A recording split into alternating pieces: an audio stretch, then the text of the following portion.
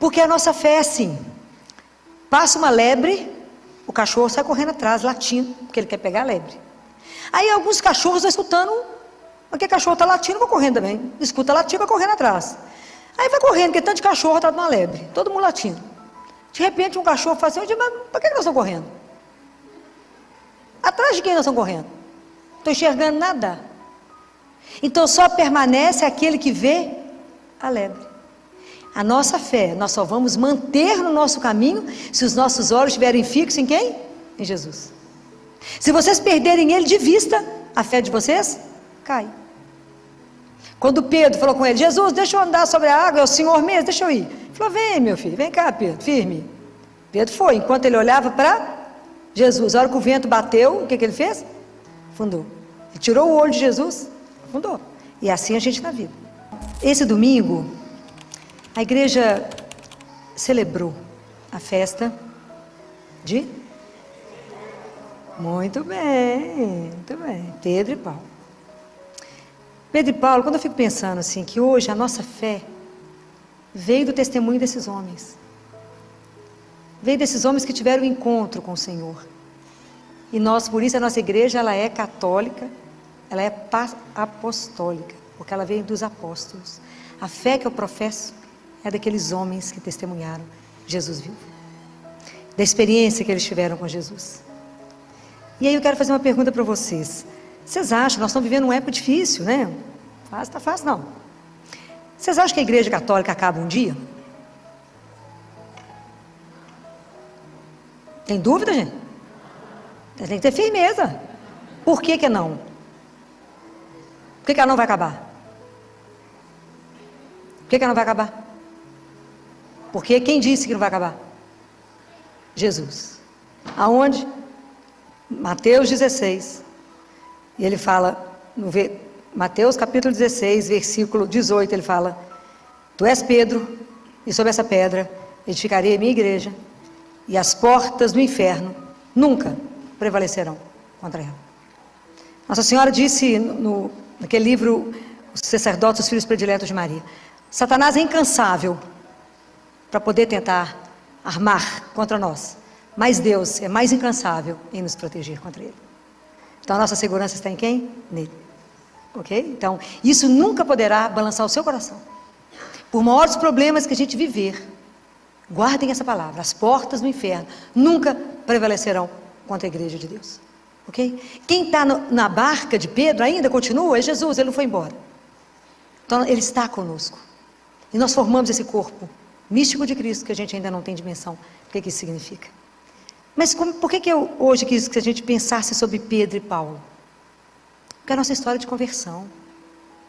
Muitas vezes, a gente chegou até Jesus porque alguém nos trouxe, porque alguém nos apresentou.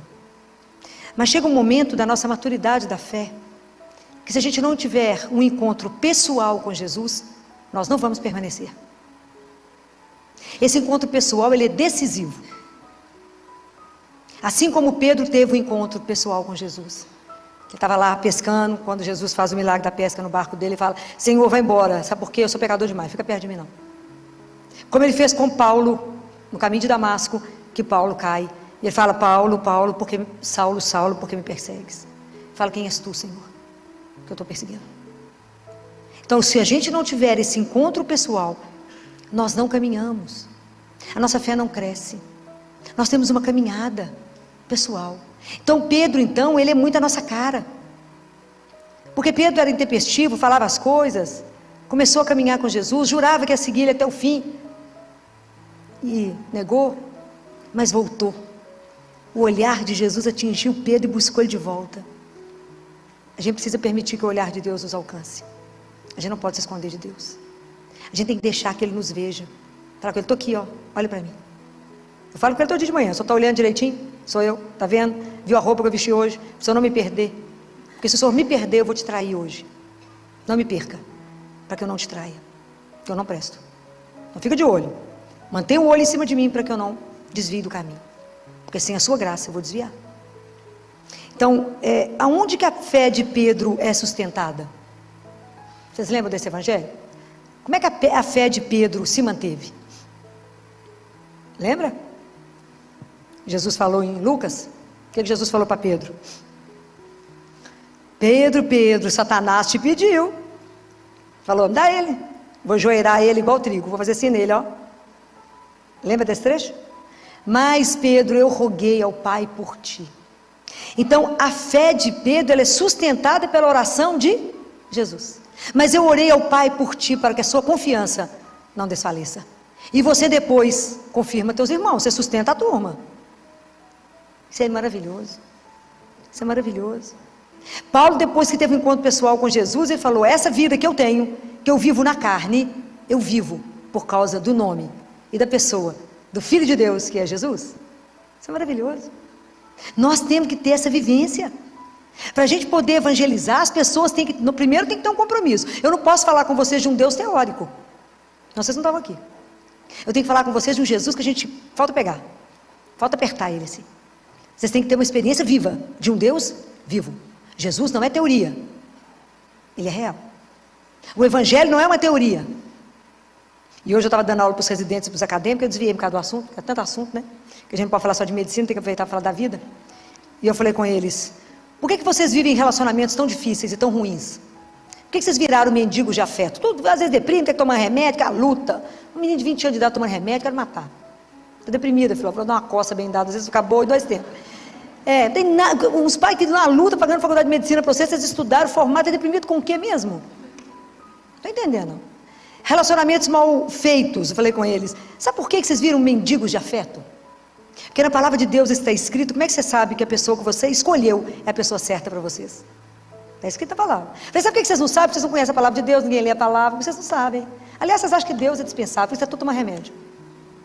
Sou dura, bom, conheço para ver se acorda. Você sabe onde é que está escrito isso na Bíblia?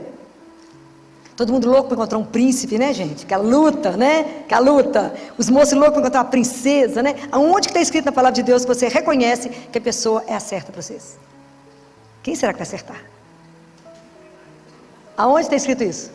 Difícil essa? Aonde? Onde está escrito isso? Como é que eu sei que o marido que eu escolhi, que a minha namorada, que o meu futuro marido, ele é a pessoa certa?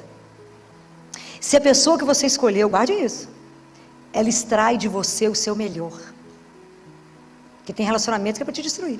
Você põe a cabeça para fora e a pessoa puxa o seu pé. Você fala, quero fazer isso, você figura acomodada. Ah, que chatice, por que você quer ir lá, minha filha? Não te deixa crescer, vai cortando suas asas. E acha que manda você. É um relacionamento perfeito, para matar um ao outro. É verdade. Estou falando mentira? Estou não, porque a mulher no início vai aceitando, tadinho, mas ele é tão lindo. Jesus fala, fica com ele não, minha filha. Jesus, você não viu a covinha dele? Ele fala que eu estou vendo a cova mais funda ali na frente. Eu falo isso de brincadeira, mas isso é sério, isso é seríssimo. Isso é seríssimo. A pessoa que eu escolhi, ela é a pessoa certa se ela extrai de mim o meu melhor. Pode imaginar o que significa isso? Ela me faz ser melhor do que eu imaginava ser. É isso. É isso que uma mãe e um pai faz quando vê um filho. Que ele não nasce perfeito, não nasce bom. Ela olha e fala, nada, esse menino é melhor do que imagina. Porque ela extrai o melhor. Então é aquele que me extrai. Está escrito em Cântico dos Cânticos. O meu amado é aquele que extrai de mim o meu melhor. Então por isso vocês avaliam os relacionamentos. Como é que estão? Está tudo beleza? Continua. Se não, dá uma pensadinha. Pergunta para o chefe, se é mesmo. Mas toma coragem de perguntar. Para afinal, vou perguntar isso para ele de jeito nenhum. Vai que tem uma ideia contrária, né? Bobagem. Vamos levando, né? Vamos remando, mas não é assim não. Então, brincadeiras à parte, né? Para descontrair. Mas é isso, né? Da mesma forma como eu sei que aquilo que é o melhor, porque o Evangelho não é teoria, a Bíblia não é uma teoria. Tudo que você precisar está aqui. Só ter tempo de ler. Pensar, meditar, se alimentar. É isso. Quando Jesus fala para Pedro, tu és pedra, eu queria que essa frase hoje ressoasse no coração de vocês. Vocês vão, toda vez, já falei com vocês, toda vez que vocês escutarem o nome no Novo Testamento, coloque o seu. Filó, tu és rocha. E é nessa rocha, na rocha do seu coração, que eu quero edificar a minha morada. Com eu, o Pai e o Espírito Santo. Eu quero que a Trindade venha fazer morada em você. Eu quero que vocês guardem essa frase para que isso vá ressoando na vida de vocês. Nós temos que desejar e fazer de tudo para que a gente seja a morada de Deus. A morada da Santíssima Trindade. Já falei isso com vocês outro dia. Quem expulsa Deus de nós é quem? O pecado. Quando a gente peca, você fala com ele, tchau. Ok? Porque precisa voltar à confissão. Mas aquilo que eu disse para vocês, essa experiência de ver Deus, de tocar Ele, a experiência pessoal que te sustenta, é só vocês lembrarem de um caso que eu já contei. Lembra do cachorro correndo atrás da lebre? Quem lembra que eu já falei disso? Ninguém? Que bom, só porque é bom que a gente conta de novo, né? Já que ninguém lembra, né? Porque a nossa fé é assim, passa uma lebre, o cachorro sai correndo atrás, latindo, porque ele quer pegar a lebre. Aí alguns cachorros estão escutando, porque cachorro está latindo, vai correndo também. Escuta latindo, vai correndo atrás. Aí vai correndo, porque tanto de cachorro atrás de uma lebre, todo mundo latindo. De repente um cachorro fala assim, mas por que nós estamos correndo? Atrás de quem nós estamos correndo? Não estou enxergando nada. Então só permanece aquele que vê a lebre. A nossa fé, nós só vamos manter no nosso caminho se os nossos olhos estiverem fixos em quem? Em Jesus. Se vocês perderem Ele de vista, a fé de vocês cai. Quando Pedro falou com ele, Jesus, deixa eu andar sobre a água, é o Senhor mesmo, deixa eu ir. Ele falou, vem meu filho, vem cá Pedro, firme. Pedro foi, enquanto ele olhava para Jesus. A hora que o vento bateu, o que ele fez? Afundou. Ele tirou o olho de Jesus, afundou. E assim a gente na vida. Quando a vida bate, quando o vento sopra, se eu tirar os olhos dele, eu afogo, eu afundo. Então isso é uma experiência, para que eu possa viver uma experiência forte de Deus na minha vida, que vai ser decisivo, que eu viva uma vida de uma fé madura, e não uma fé que a onda bate eu vou, a onda vai e eu volto, para que eu possa crescer na minha fé com Deus. Imagina até eu poder dizer igual Pedro disse, igual Paulo disse, não sou eu que vivo, é Deus que vive em mim. Essa vida aqui eu vivo por causa dele. Vocês imaginam? Tem um chão. Tem um chão. A fé, gente, ela é um caminho, não é um pódio, não, que eu subi e venci, não. É um caminho, porque nós somos nômades, nós somos peregrinos. Todo dia que a gente está vivendo, falta menos um para voltar para casa. Só que a gente não pensa nisso. Falta menos um. Então por isso que a gente tem que estar atento ao que Deus quer que eu faça agora, hoje. Porque para amar e servir eu só tenho agora. Por isso que ele fala, não fica preocupado com amanhã, não vive hoje intensamente aquilo que você precisa viver. Não fica sofrendo com o que não aconteceu. Vive hoje, numa confiança incondicional naquele que te ama. Te ama sem igual. Mas essa experiência é a nossa experiência da nossa conversão, porque a nossa conversão é diária. Mas para que eu possa ir para o mundo anunciar Jesus, eu tenho que experimentar esse Deus. Eu posso confiar nele de uma forma incondicional. Se vocês não experimentarem, vocês não convencem ninguém. Aí São Paulo, na carta dele de domingo, que foi na segunda carta de São Paulo a Timóteo, capítulo 4, versículo 6, ele fala assim: combati o bom combate, terminei a minha carreira, guardei a fé. Eu fico pensando, fico com inveja louca, quando eu penso, que será que no final, quando eu estiver encerrando a minha vida aqui, vou poder repetir a mesma coisa que ele? Porque a nossa vida espiritual é um combate. A nossa vida aqui é um combate, o dia inteirinho. Hoje o dia inteiro vocês combateram. A gente às vezes não tem a dimensão, porque a partir do momento que eu assumo Jesus na minha vida, a minha vida ela vai passar por uma transformação, ok? Porque dentro de mim existe uma coisa que chama ego. E eu quero um tanto de coisa, eu sou igual um menino de 3 anos, né? Mas eu quero. Até eu pegar a minha vontade, colocá-la diante de Deus e falar com Ele, faça não aquilo que eu quero, mas aquilo que o Senhor sabe que é o melhor. Isso é um chão. Isso é um chão. Porque isso não acontece num passe de mágica. Por que a gente não consegue se entregar? Porque a gente não confia. Por que a gente não confia? Porque a gente não conhece. Por que a gente não conhece? Porque a gente não tem vida de oração. Não temos disciplina. Então a gente está sempre voltando ao mesmo ponto, porque falta uma coisa única, chama disciplina. Para ter disciplina eu preciso de quê? Da graça de Deus. Para ter a graça de Deus eu preciso de quê? De pedir. A gente tem que ter humildade. Nossa fé tem que ser humilde. A gente tem que entender que a gente não é nada. E que a gente não vale nada. Mas que eu posso, com a minha miséria, colaborar com Ele para que a palavra chegue até vocês. Porque quem age em nós é quem? É Deus. Se vocês acham que sou eu, estou enganado. Ok? Então é isso. É Deus que faz tudo em nós. É nele que a gente é, que a gente move, que a gente existe, é em Deus, nosso Senhor. Então até tomar consciência da dignidade que nos foi dada de sermos filhos de Deus, de como é que eu vivo a vida nessa verdade, de como é que eu vivo a vida a partir dessa consciência de que eu sou filha amada, que Ele me resgatou, que as almas não são do Papa, nem do Pedro, nem de Paulo, mas são dele. Jesus pagou um preço imenso por cada um de nós. na cruz. O sangue dele foi derramado para que cada um de nós tivesse direito ao céu. Por isso a gente caminha aqui sem medo da vida e sem medo da morte. O cristão não pode ter medo da morte, pois a morte é a porta que me abre para voltar para casa, para poder olhar para aquela coisa maravilhosa, para ele tirar o véu e nos mostrar o Pai. Pode imaginar o que vai ser? Isso é uma coisa surreal. A gente não tem dimensão para que fomos feitos para uma vida que é eterna, que nós não sabemos, da beleza daquilo que ele reserva para os filhos dele. A gente não tem dimensão. É maravilhoso. Aliás, é melhor ele nem deixar ninguém saber, né? Porque o negócio deve ser tão escandaloso que a gente vai querer ir embora. Já falei com vocês que São Bento, depois que teve a experiência de ir, voltou meio aéreo. Eu ia voltar completamente louca. Diz que ele estava meio sempre aéreo, andando aqui, mas voado. Claro, devia ter com a cabeça lá. Com tudo que ele viu, não falou nada, né? Porque é homem, né? Se tivesse mandado uma mulherzinha, já sabia tudo.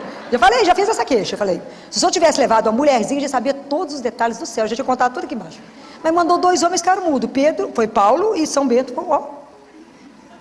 Vê.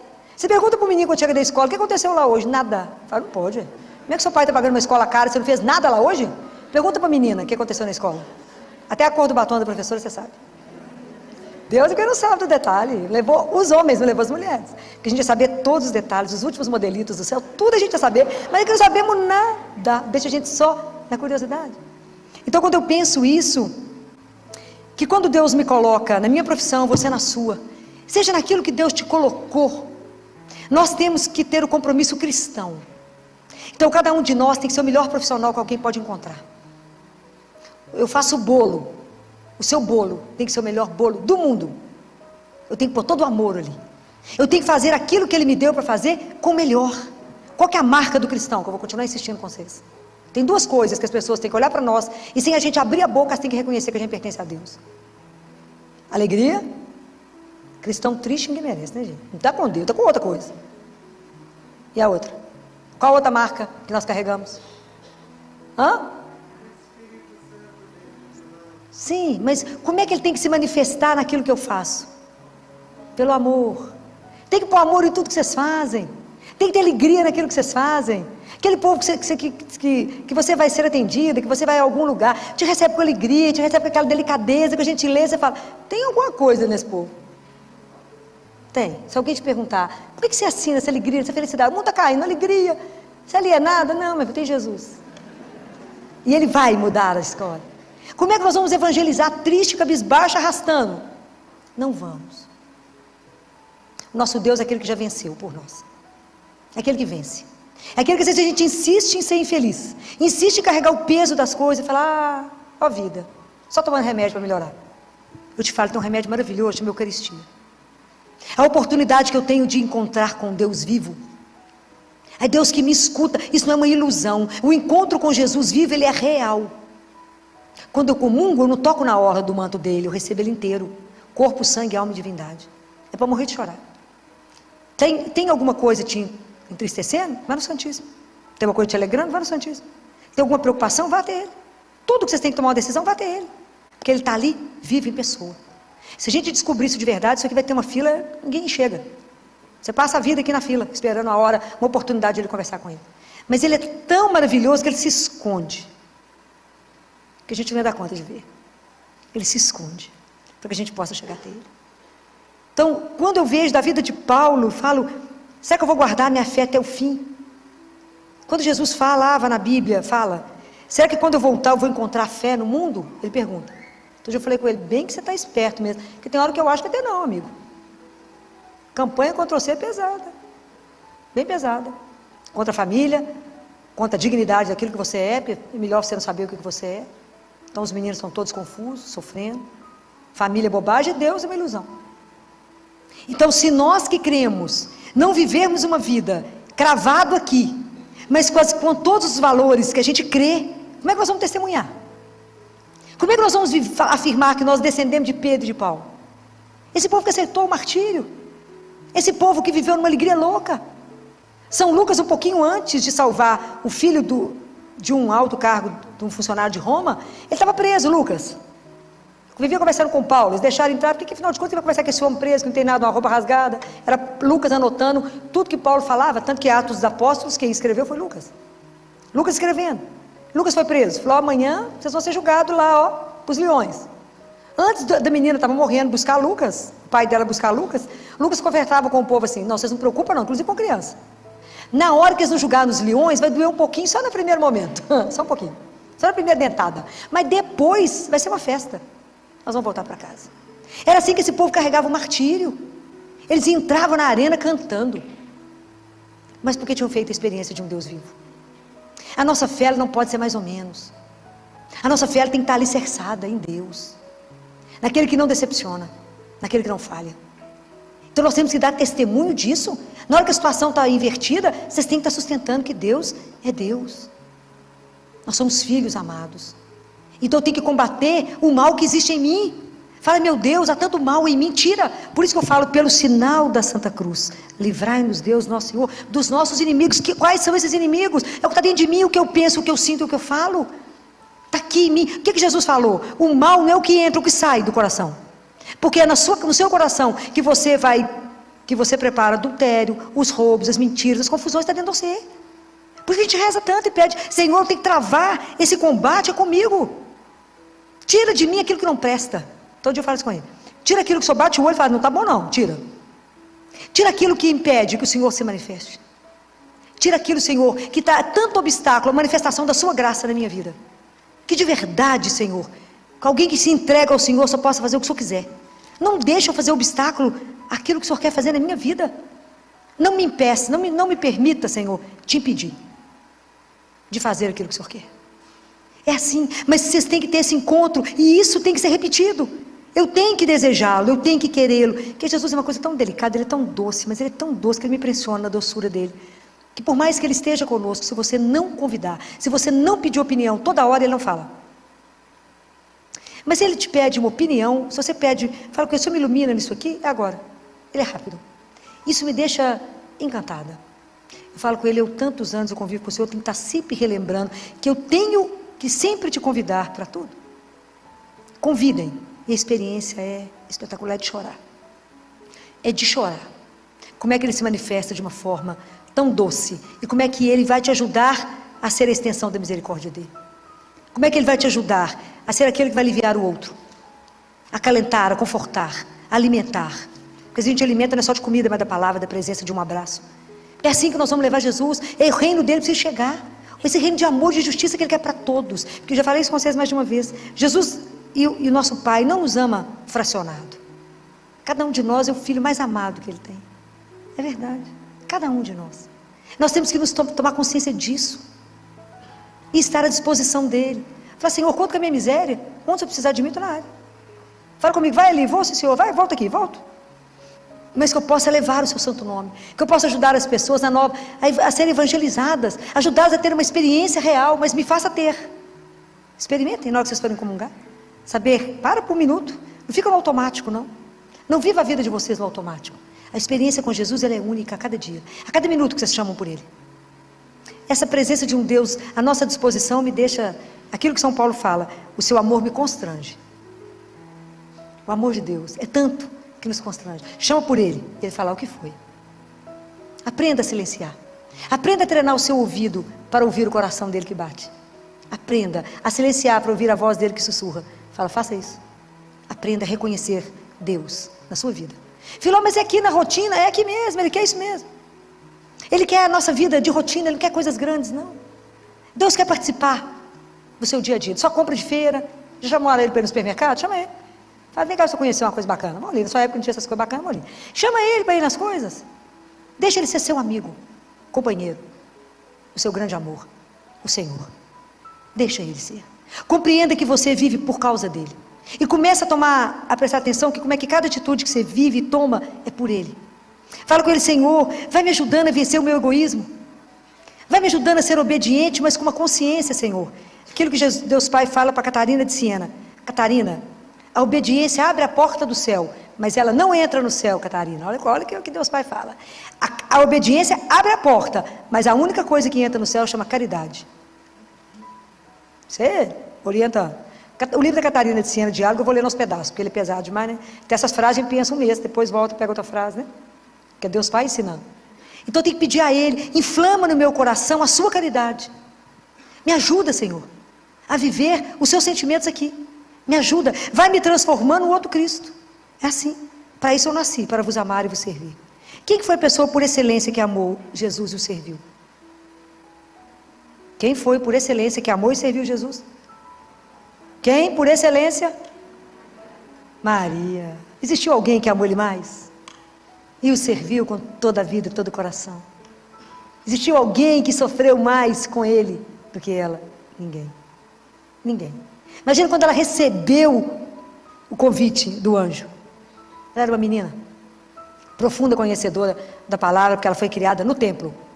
Ela foi orientada pelos sacerdotes. Vocês sabem a história da escolha de José, não sabem? Todo mundo sabe? Não? Não sabem? A gente fica achando que São José era um velhinho, né? Ele era um espetáculo, gente. Você acha que Deus vai escolher trem-mal acabado, gente? Presta atenção. Vocês podem imaginar a beleza de Maria? Deve ser uma coisa louca.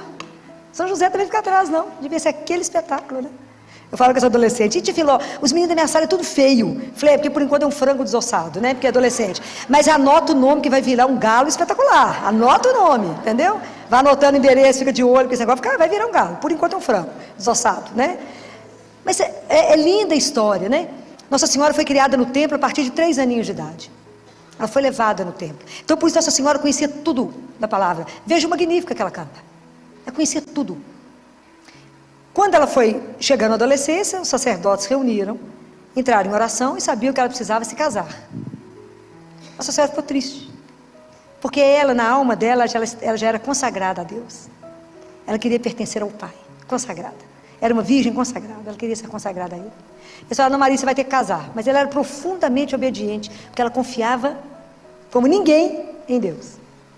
Então eles pegaram todos os jovens, viu gente? Jovens, não é velhinho não. Jovens da linhagem de Davi, porque o Jesus da linhagem de Davi. E levaram eles para o templo, entregou um ramo na mão de cada um, que foi identificado os ramos. E lá não existia ainda o Santíssimo, mas existia os santos dos santos, não é assim? Que uma vez por ano o sumo sacerdote entrava, não é isso? Então, foram todos identificados os ramos, foi colocado, né, lá. Então eles rezaram junto com os rapazes e foi entregue diante de Deus lá no Santos dos Santos. O escolhido de Deus iria florescer o ramo. Olha que coisa maravilhosa. Colocaram lá, ficaram de cá em oração, foram lá buscar os ramos, nenhum floresceu. Então, nenhum, esse é o escolhido. Foram rezar. É igualzinho a gente faz, né? Foram rezar de novo. Falaram, Senhor, o que nós não vimos? Vamos procurar. Ó, da linhagem de Davi está faltando um moço que não apareceu aqui. Que está fazendo um trabalho num lugar escondido. Mandou a ordem para José. Como é que o povo era obediente? Foi para o templo. Vem cá, José. Vem cá. E José também tinha um voto de castidade e de entrega a Deus. Um homem lindo, uma mulher linda. Os dois com voto de castidade a Deus. Aí, entrega o ramo. Quando rezam, e o ramo está na mão de José. Sem chegar no Santo dos Santos, ele floresce. Por isso que São José carrega aquele ramo com flores, que a gente não sabe por causa de quê. Agora você já sabe. Que ele era o escolhido de Deus. É lindo. É lindo. O dia que a gente chegar no céu, nós vamos morrer de vergonha. A gente não sabe nada. Nós vamos chegar lá para viver a eternidade, conhecemos nada. Então, para poder evangelizar, nós temos que conhecer. Nós temos que conhecer primeiro a nossa miséria. Fala, mas o Senhor me fez filho de Deus mesmo? Eu, assim, nessa miséria? É. Você tem uma herança eterna, sim? De um rei? Sim. Minha vida é eterna. Ele me criou para viver com Ele eternamente. Numa alegria indizível. E a minha vida aqui, eu vou viver no tempo que é curto. Sob o olhar dele, para fazer o melhor. Nós temos que fazer o melhor que Deus nos dá. A nossa profissão, nós temos que ser impecável. Nós temos que fazer tudo de melhor. Porque nisso nós vamos revelando Ele. Mas a gente nunca pode perder a oportunidade de anunciar Jesus. Pelas nossas palavras, pelas nossas atitudes. Porque a minha fé, para poder saber como é que está indo a minha caminhada de fé, eu tenho que avaliar as minhas atitudes. As minhas atitudes, elas são coerentes com aquilo que eu falo. Senão, tem que começar a minha conversão de novo. Se eu prego uma coisa e eu não vivo aquilo que eu falo, tem uma coisa errada. Eu não me converti. Eu converti do lábio. Não, Filó, rezei, mas por que está nesse nervo, minha filha? Não rezou, rezou com o lábio.